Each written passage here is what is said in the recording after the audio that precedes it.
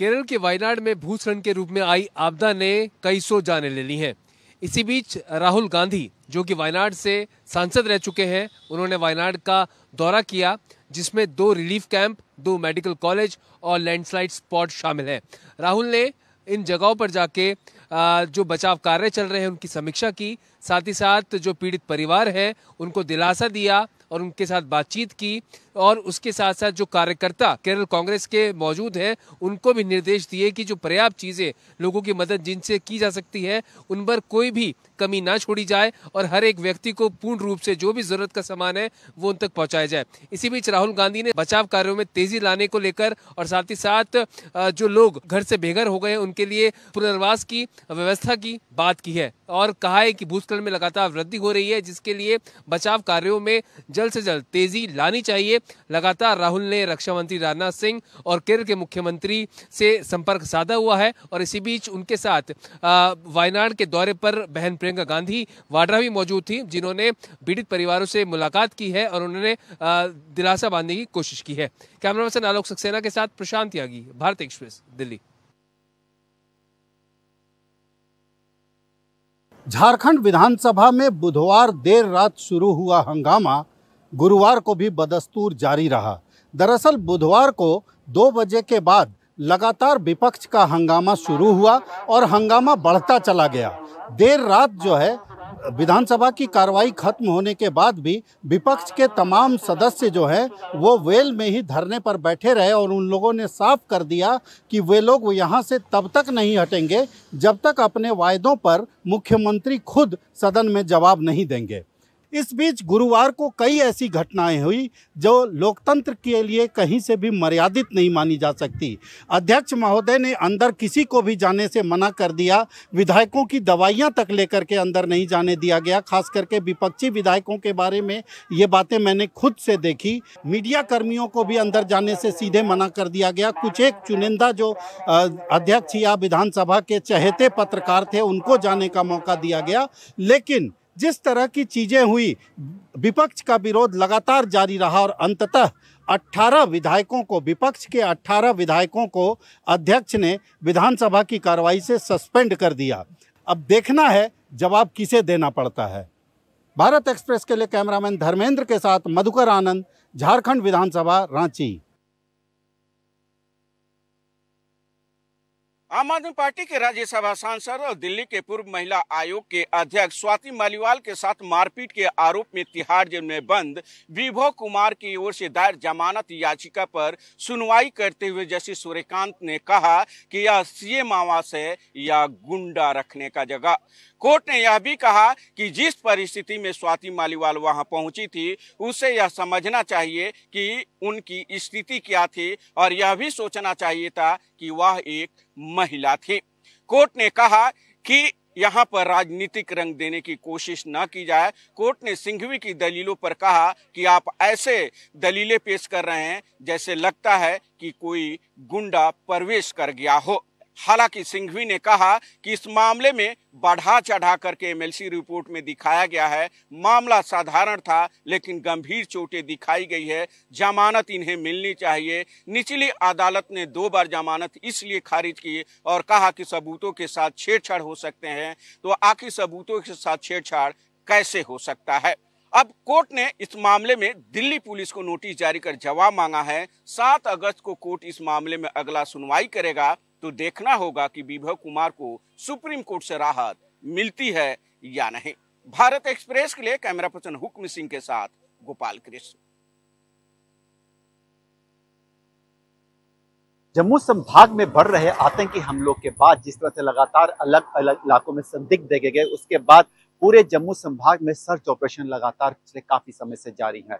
इन्हीं को लेते हुए जितने भी फॉरेस्ट एरिया हैं उन सब में लगातार सर्च ऑपरेशन जारी है, जिसमें संयुक्त ऑपरेशन चलाए जा रहे हैं, जिसमें पुलिस, एसओजी और आर्मी सारे एरिया को खंगाल रही है। और इसी में ऑपरेशन गुलाबगढ़ के तहत कालाकोट के जंगलों में आज एक हाइडआउट बस्ट की गई है। ये हाइडआउट बताया जा रहा है कि ज्यादा पुरानी नहीं है, क्योंकि इस हाइडआउट में एक AK सीरीज की राइफल, 2 हैंड ग्रेनेड, एक पिस्टल, खाने का सामान और बहुत सारा गोला बारूद बरामद किया गया। खाने के सामान को देख के लग रहा है कि ये हाइडआउट बहुत पुरानी नहीं है और कहीं ना कहीं हो सकता है आने वाले दिनों में आतंकी कोई हमला करना चाहते थे, जिसको लेकर ये हाईडोट बनाया गया था।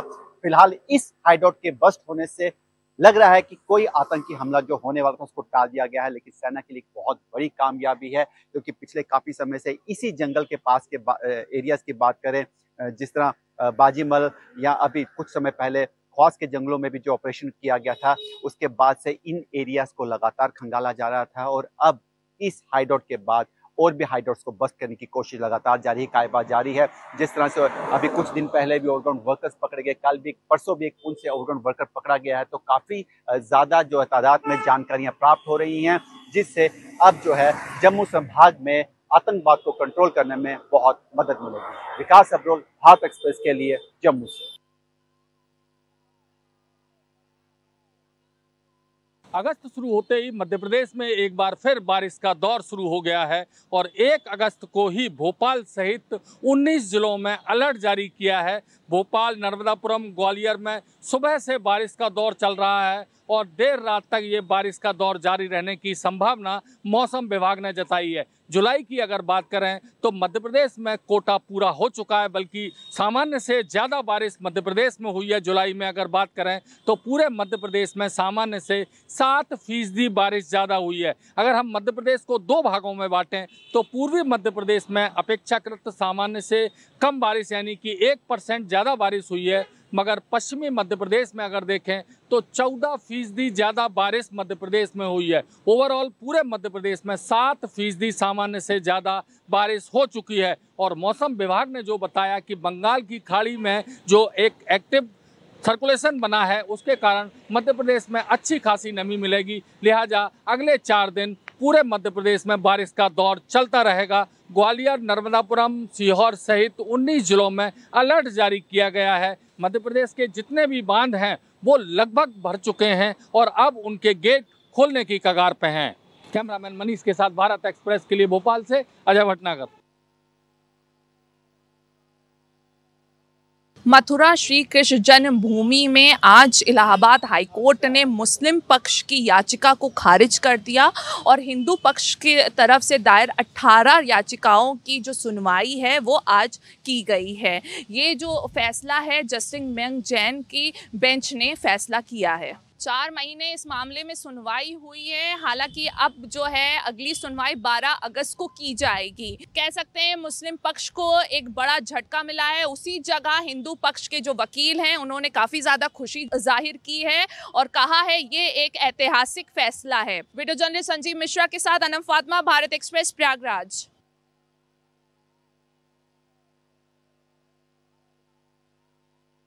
उत्तर प्रदेश का विधानसभा सत्र निश्चित काल के लिए स्थगित हो गया है। यह मानसून सत्र था जिसको 5 दिन चलना था, लेकिन एक दिन पहले ही इस सत्र को स्थगित कर दिया गया। इसमें अनुपूरक बजट भी सरकार लाई थी, जिसका बजट का आकार 12,000 करोड़ के आसपास था और सरकार ने दावा किया कि इस बजट से हम रुके हुए कामों को रफ्तार देंगे। इस सत्र की सबसे बड़ी विशेषता रही कि जो अपोजिशन के नेता अखिलेश यादव हुआ करते थे, मेंबर ऑफ पार्लियामेंट बन जाने के बाद इसकी कमान माता प्रसाद पांडे के हाथ में थी और लगातार लाइन ऑर्डर के मामले पर, महिला सुरक्षा के मामले पे, बाढ़ और शिक्षा की समस्या पे लगातार सदन में सत्ता पक्ष और विपक्ष में हंगामा होता रहा। हालांकि विपक्ष ने जरूर आरोप लगाया कि जितना लंबा सत्र चलना चाहिए था उतना लंबा सत्र नहीं चला और विपक्षी दलों को मौका नहीं दिया। वहीं सरकार ने कहा कि विपक्षी दलों के पास कोई मुद्दा नहीं था। सहयोगी राहुल के साथ रजनीश पांडे, भारत एक्सप्रेस, लखनऊ। भोपाल में हुए गैस कांड में हजारों लोगों की जानें गई थी। गैस कांड के लिए जिम्मेदार यूनियन कार्बाइड में 40 साल पुराना कचरा अब पीतमपुर की राम की इंडस्ट्रियल वेस्ट मैनेजमेंट कंपनी ने भस्म करने का ठेका लिया है। कंपनी के इस फैसले का पीतमपुर के लोग विरोध कर रहे हैं, क्योंकि लोगों का कहना है कि कंपनी द्वारा जो अभी वेस्ट जलाया जा रहा है, नष्ट किया जा रहा है, उससे शहर में कई तरह की बीमारियां फैल रही हैं। पानी का रंग लाल हो गया और उसे पीने से लोग बीमार हो रहे हैं। ऐसी स्थिति में यदि यूनियन कार्बाइड का कचरा भी पीतमपुर में जलाया गया तो उन्हें और भी कई परेशानियां आ सकती हैं, जिसके चलते लोगों ने विरोध के अवसर शुरू कर दिए हैं। अभी यूनियन कार्बाइड का कचरा भोपाल से पीतमपुर तक लाने की कवायद चल रही है उसकी रूपरेखा बन रही है। ऐसे में अब देखना है सरकार इस पर क्या फैसला लेती है। कैमरामैन इमरान खान के साथ जय व्यास, भारत एक्सप्रेस, इंदौर। अयोध्या में भदरसा ब्लॉक के समाजवादी पार्टी नगर अध्यक्ष को गिरफ्तार किया गया है। पास्को एक्ट में गिरफ्तार किया गया है। मोहित खान नाम के व्यक्ति को गिरफ्तार किया गया है। उसके साथ एक और आरोपी है जो उसका नौकर बताया जाता है। नौकर और मालिक दोनों ने मिलकर बलात्कार किया और काफी समय तक बलात्कार किया। इस दौरान जब बच्ची गर्भवती हो गई तो ये मामला सामने आया। उसके बाद महिला ने यहाँ जो पुलिस के अधिकारियों से मुलाकात करके मोहित खान के खिलाफ जब शिकायत दर्ज कराने की कोशिश की तो वहां पर उसकी सुनवाई नहीं हुई। ये मामला जब हिंदूवादी संगठनों को जानकारी में आया तो हिंदूवादी संगठनों ने जब विरोध और प्रदर्शन किया तो पुलिस सक्रिय हुई। उसके बाद मोहित खान को गिरफ्तार किया है। पास्को एक्ट में गिरफ्तार किया गया है। वहां मोहित खान के साथ साथ उसके जो सहयोगी नौकर है उसको भी गिरफ्तार किया गया है। कैमरा सहयोगी आजम के साथ मनमीत गुप्ता, भारत एक्सप्रेस, अयोध्या।